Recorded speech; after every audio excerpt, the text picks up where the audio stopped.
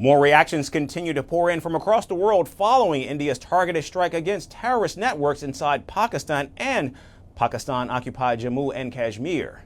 India's latest military operation against Pakistan following the Pahalgam terror attack has escalated tensions not just between the two countries, but it's also stoked fear of a wider conflict in the region. Following the strike, world leaders have called for both sides to de-escalate tensions. Our next report brings you the details.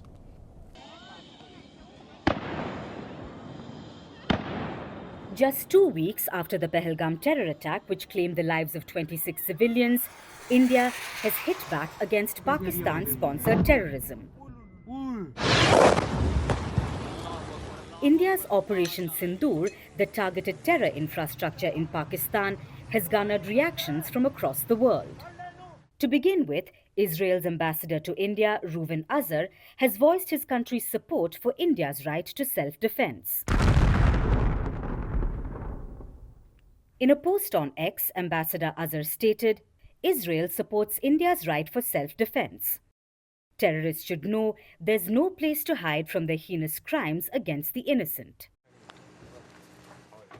India's all-weather ally Russia has called for both sides to show restraint after India's attack on Pakistan's terror infrastructure. Adding to the calls for de-escalation, the United Arab Emirates has also urged both nations to exercise restraint and avoid further escalations.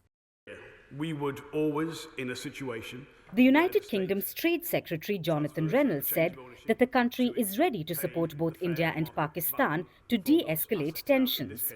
The market value is...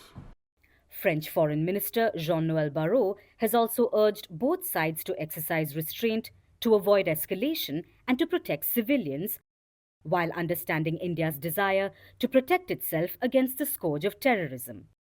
UN Secretary-General Antonio Guterres has expressed his very serious concern over the Indian strikes and has called for maximum military restraint from both India and Pakistan, according to his spokesperson.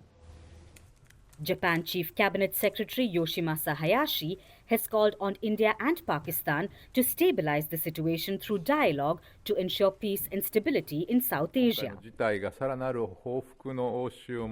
Malaysia, meanwhile, has warned that tensions between India and Pakistan could potentially disrupt rice imports to the heavily dependent Southeast Asian nation, prompting it to look elsewhere for supplies.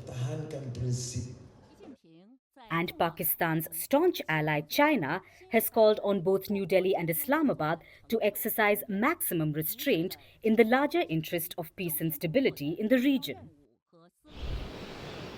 While countries call on both India and Pakistan to exercise restraint, they would probably be better off telling Islamabad to stop its terror factory from bleeding India.